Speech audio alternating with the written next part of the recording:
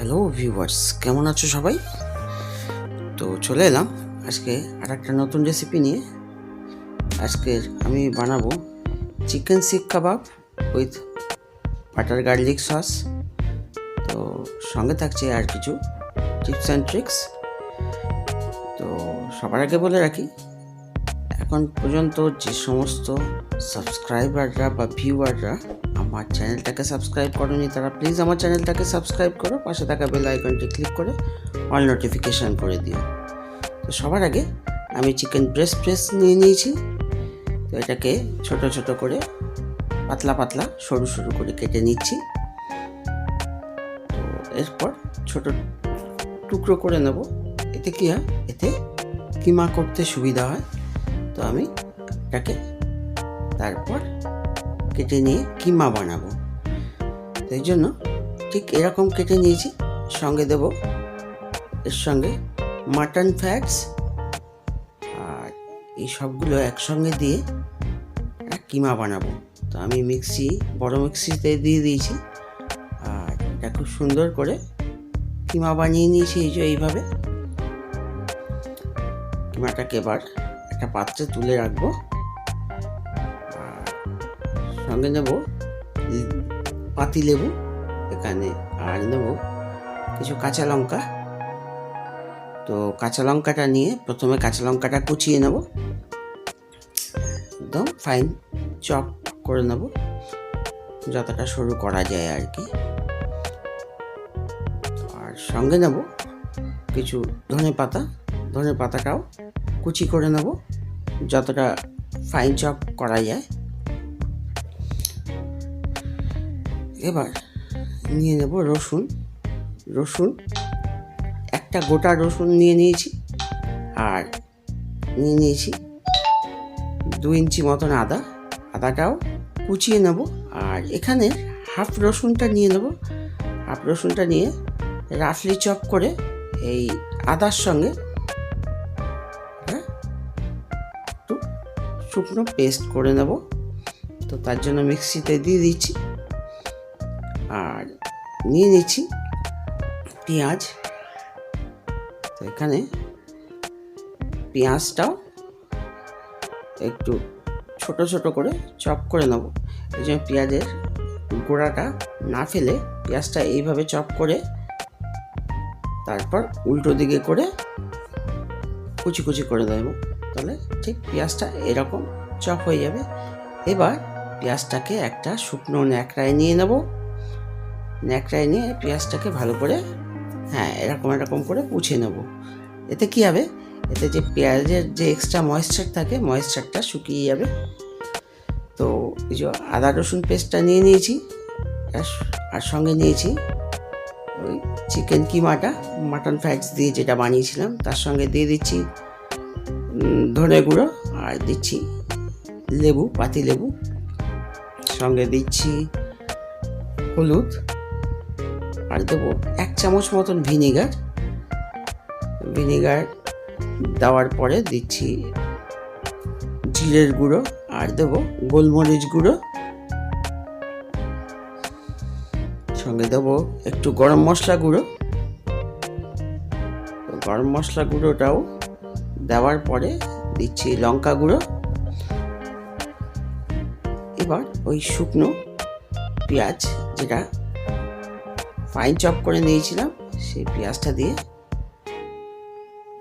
ভালো করে মেখে নেব। সঙ্গে এবার দেব টক দইটা খুব বেশি টক দেওয়া যাবে না, আর এটাকে আগে ছেঁকে নিতে হবে যাতে এক্সট্রা জলটা ঝরে যায়। তার সঙ্গে দিয়ে দিয়েছি নুন স্বাদ মতো।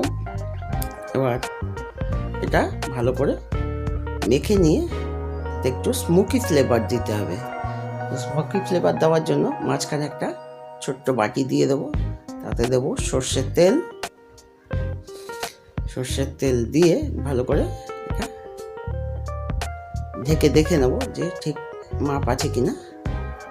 দেখে নিয়ে এবার এতে একটা জ্বলন্ত কাঠকয়লা দিয়ে দেবো, দিয়ে ঢেকে রাখবো। মিনিট খানেক ঢেকে রাখলেই সুন্দর একটা স্মোকি ফ্লেভার চলে আসবে এতে। ঠিক ধোঁয়াটা এরকম, বাহ দারুণ। তো স্মোকি ফ্লেভার চলে আসলো। এবার এই যে এই সর্ষের তেলটাই মানে এর সঙ্গেই দিয়ে স্মোকি তেলটা দিয়ে ভালো করে এটা মেখে নিতে হবে। মেখে নেওয়ার পর ঠিক একটা ডো মতন হবে। এবার এটা 20 মিনিট রেখে দেবো। 20 মিনিট পর কাবাব স্টিক আমি ভিজিয়ে রেখেছিলাম আগেই। তো কাবাব স্টিকগুলো এগুলো দোকানে কিনতে পাওয়া যায়, যে কোনো শপিং মলে আপনারা গিয়ে খুঁজলেই পাবেন।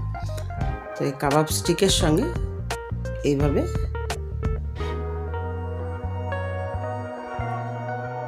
দিয়ে নিতে হবে। ঠিক এইভাবে আমি একটা দেখালাম, এভাবে সবগুলো করে নিয়েছি। এবার এটা একটা প্যান গরম করে প্যানে ঘি দিয়ে নিচ্ছি। এর জায়গায় আপনারা ইচ্ছা করলে বাটারও দিতে পারেন, আমার কাছে বাটারটা কম ছিল তাই আমি ঘি দিয়ে নিয়েছি। এবার ঘিটা ভালো করে গরম করে এগুলো সব দিয়ে ডার্ক করে ভেজে নিতে হবে। এইভাবে সব দিয়ে নিচ্ছি, দিয়ে এইভাবে ভেজে নেব।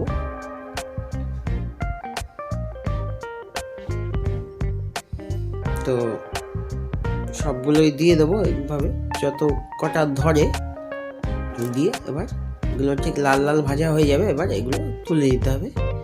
এই যে এইভাবে ভাজার পর তুলে নিয়েছি, সবগুলো তুলে নিয়ে এবার এগুলো একটু সেঁকে নিতে হবে। আপনারা সিঙ্গেলও সেঁকতে পারেন, ঠিক এইভাবে সিঙ্গেল সেঁকে নেবেন। তো এইভাবে দেরি হয়, তো আমি একসাথে সবগুলো দিয়ে এরকম সেঁকে নিয়েছি। এইভাবে জালের উপর দিয়ে সেঁকে নিয়েছি। তো এবার ভালোভাবে সেঁকা হয়ে গেলে ঠিক এই পর্যায়ে আসবে। এবার আমি একটা বাটার গার্লিক সস বানিয়ে নেব।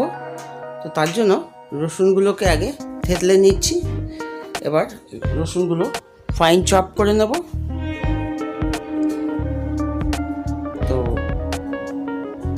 রসুনগুলো চপ করে নেওয়ার পরে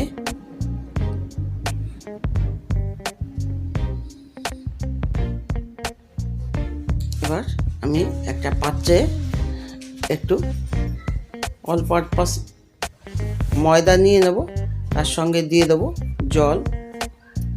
তো এটা দিয়ে এখানে আপনারা জলের জায়গায় দুধও ব্যবহার করতে পারেন। তা আমি জলটাই দিয়ে নিয়েছি, নিয়ে ভালো করে গুলিয়ে নিয়েছি। এবার প্যানে যে অবশিষ্ট ঘিটা ছিল সেই ঘিয়ের সঙ্গেই দিয়ে দেবো আরেকটু বাটার, দিয়ে ভালো করে বাটারটা মেল্ট হয়ে গেলে দিয়ে দেবো ওই গার্লিক চপ, ফাইন চপ গার্লিকটা দিয়ে একটু মিনিট খানেক নাড়াচাড়া করে নেব। এতে রসুনের কাঁচা গন্ধটাও চলে যাবে, একটা ফাইন সেন্ট বেরোবে। তারপর ওই ময়দাটা দিয়ে দেবো, দিয়ে ভালো করে মিশিয়ে নেব। ঠিক একটু স্টিকি ধরনের যখনই হবে তখন এখানে আপনারা জল অ্যাড করে দেবেন। এখানে আপনারা দুধও দিতে পারেন, আমার কাছে দুধ ছিল না তাই আমি জলটাই অ্যাড করেছি। দুধ দিলে আরেকটু সাদা হোয়াইটিশ দেখতে হতো। যাই হোক, এরপর দিয়ে যেই সসটা গাঢ় হয়ে যাবে তখন কাবাব স্টিক থেকে কাবাবগুলো খুলে দিয়ে দেবেন, দিয়ে ভালো করে উল্টে পাল্টে নেড়ে ছেড়ে দেবেন। তো এই ছিল আমার চিকেন শিক কাবাব উইথ বাটার গার্লিক সসের রেসিপি। তো ভালোবেসে রান্নাঘরে আপনাদের সময় দেওয়ার জন্য আপনাদের অসংখ্য ধন্যবাদ। আর আমার ভিডিওগুলো যদি ভালো লাগে তো অবশ্যই লাইক ও শেয়ার করবে। পাশে থাকা বেল আইকনটি ক্লিক করে অল নোটিফিকেশন করে দেবে, যাতে আমার সমস্ত ভিডিও সবার আগে তোমাদের কাছে পৌঁছায়। তোমাদের অসংখ্য ধন্যবাদ।